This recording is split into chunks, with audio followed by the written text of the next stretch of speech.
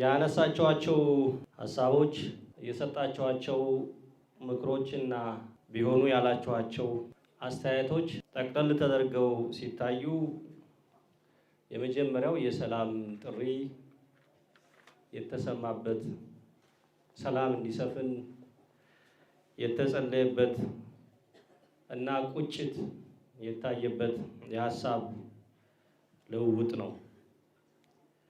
ሁለተኛው ስለ ሰላምና ዘላቂ ሰላምን በማረጋገጥ የመንግስትን አስፈላጊነት የተጠየቀበትና ዘላቂ ሰላም ሊረጋገጥ የሚችለው በመንግስትና በህዝብ ተሳትፎ ቅንጅት፣ ትብብር፣ መደማመጥ መሆኑን የተናገራችሁበት ሐሳብ የሰጣችሁበት ነው።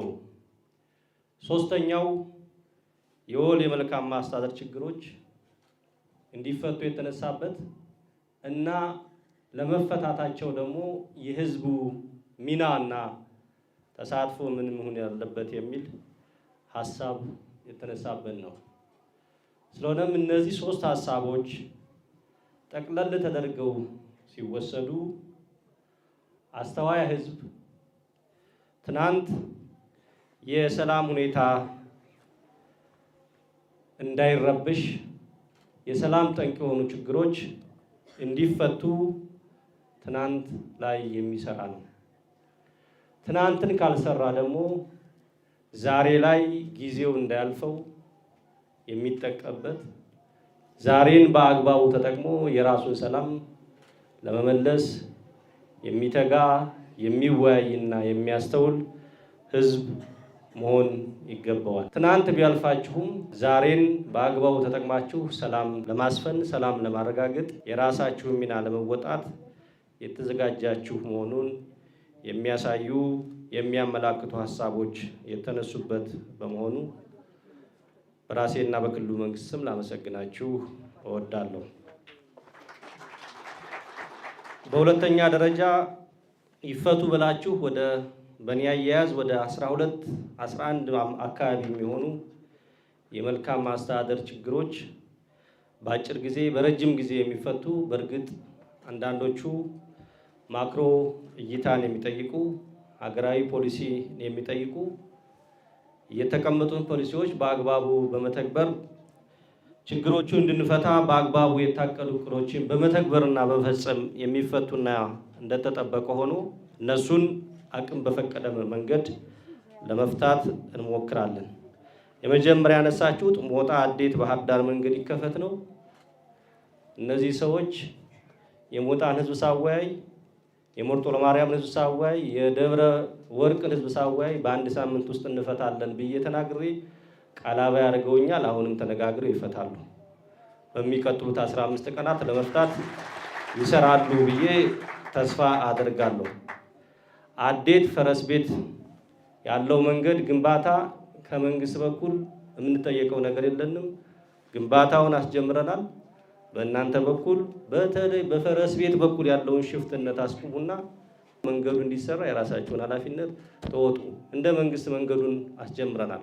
ዋና ሐሳብ መስጠት የፈለኩት የችግሩ መነሻ ምክንያትና መነሻ ምክንያት ያሉትን ጉዳዮች መለየት በጣም አስፈላጊ ነው። ይህን የምንለው ለአንድ የሰላም ችግር መነሻ ምክንያት ነው ተብለው የሚታሰቡ ጉዳዮችን በስክነት መመርመር፣ መገምገም ለመፍትሄ ወሳኝ ስለሆነ ነው። በሁለተኛ ደረጃ የሰላም ችግር መነሻዎችን በአስተውሎትና በብልሃት የሚመረምር ህዝብ የሰላም ባህልና የሰላም ግንባታ እሴትና ተግባር ያለው ህዝብ ስለሆነ ነው። እኒህ ሁለት ነገሮች ሲጣመሩ ብቻ ነው ዘላቂ ሰላም ሊረጋገጥ የሚችለው። ስለዚህ መነሻ የሆነው ምክንያት ምንድነው? መነሻ የሆነው ምክንያት ከጥላት ፍላጎት አኳያ ነው የምናገኘውና የምናየው። ስለሆነም የጥላት ፍላጎትን ስትነትን ዛሬ እናንተ ያነሳችሁት ጦርነቱ የእርስ በርስ ጦርነት ነው ወይ የሚለውን መመለስ ይገባናል። እያደረግን ያለነው ግጭት የወንድማማች ግጭት ነው ወይ የሚለውን ማንሳት ይገባናል።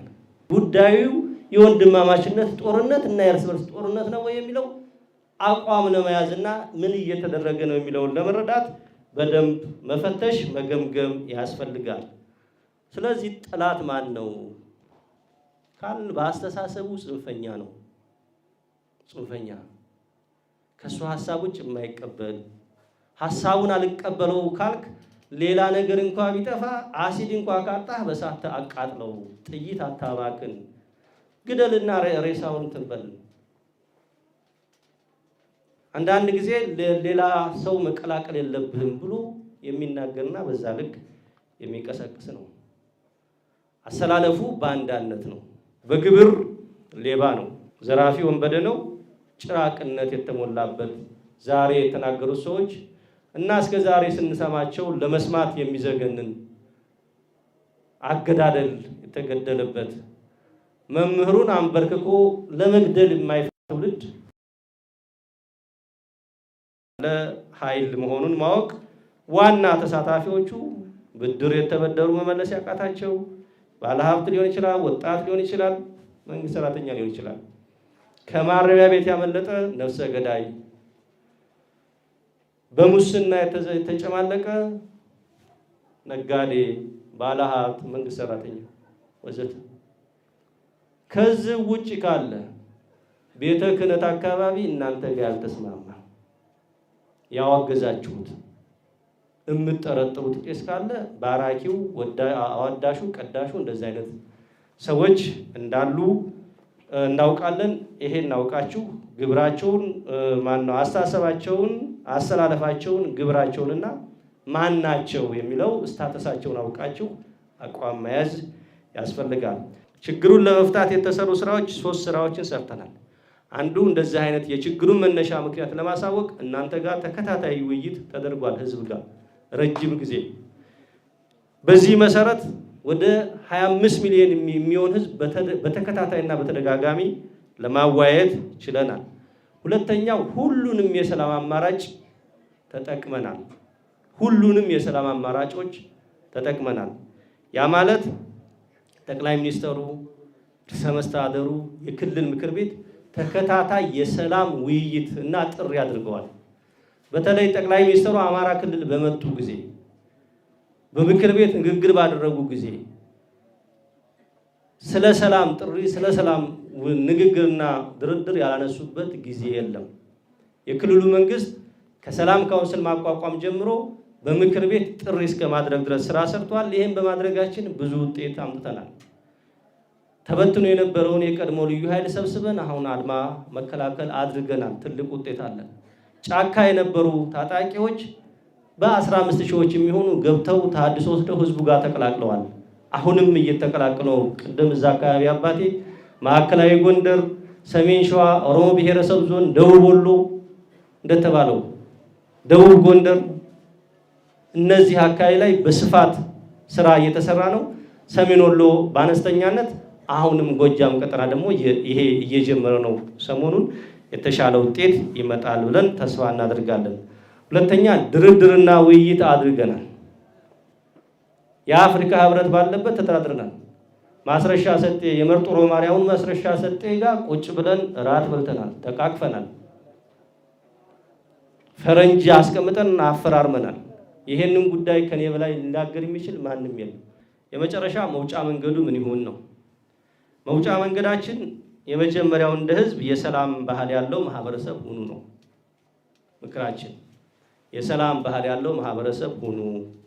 የሰላም ባህል ያለው ማህበረሰብ ማለት ግጭትን፣ ሁከትን፣ ብጥብጥን፣ ጦርነትን አዋዳሽ አይደለም። ግጭት፣ ሁከት፣ ጦርነትና ብጥብጥን አታዋድሱ። ይህንን የማያወድስ ማህበረ ባህላዊ አውድ ያላችሁ ሁከትና ግጭት፣ ጦርነት የማይመግብና የማይንከባከብ ማህበረሰብ ሁኑ። የመጀመሪያው ይሄን ከሆናችሁ ትልቁ ጉዳይ ይሄ። ሁለተኛው ሀቅን ግለጹ። ሀቅ ላይ ለመቆም አትፍሩ። እውነትን ተናገሩ። ታማኝ ሁኑ። ከሽፍታ አዋዳሽነት ወደ ሽፍታ አውጋዥነት የተሸጋገረ የሰላም ገንቢ ሁኑ። ይሄንን ለማድረግ ወኔው ይኑራችሁ። ሶስተኛው ለዘላቂ ሰላም ግንባታ ተዘጋጁ። ይሄ በዋናነት መንግስታዊ መዋቅሩን የሚመለከት ነው። መንግስታዊ መዋቅሩ ኃይል አሰባስቡ፣ ሚሊሻውን ሰላም አስከባሪውን አሰልጥኑ፣ ግጭት ወዳለበት ቦታ እንዲሄድ አድርጉ። ታማኝ አመራር መፍጠር ያስፈልጋል። እዛ እና እዚህ የሚረግጠውን አመራር ማጥራት መፈተሽ ያስፈልጋል። ይሄ በቀጣይ በእኛ የሚሰራ ነው። የሽማግሌና የሃይማኖት አባቶች የጋራ ኮሚቴ አዘጋጅታችሁ ሽማግሌውም የሃይማኖት አባቱም ቄሱ ጽናጽሉን ቃልቻው ቁርአኑን ይዞ ይውጣ፣ ይመልስ፣ በተገቢው መንገድ ይስራ። ግብረ ገብነትን ማስተማር የቤተ ክህነቷም የመጅሊሱም ተልእኮ ነው፣ ዋና ተልእኮ ነው። ፍኖተ ሰላም፣ ቡሬ፣ ፈንዲቃ፣ ቲሊሊ፣ እንጂባራ፣ ዱርቤቴ፣ መራዊ እነዚህ መድረኮች በሞላ የሃይማኖት አባት ላይ የጮሁ ናቸው። እንዳትዘናጉ፣ እጃችሁን ሰብስቡ ብለዋል። ቤተ ክህነት ላይ አይደለም የሃይማኖት አባቶች አላቸው ነው የተባለ ያለው። እየተቀላቀለብን ያለው አሁን በንግግር ቤተ ክህነቷን ከአባቶቹ ጋር በእርግጥ መነጠሉና መለያየቱ ቢከብድም 100 ካለ 10 ከሆኑ ብልሽት ያለባቸው 10ን ነጥሎ መቅጣት ማስተማር ነው እንጂ አጠቃላይ ተቋማዊ ወቀሳ እንዳይኖር በተገቢ መንገድ ጥንቃቄ ማድረግ ያስፈልጋል።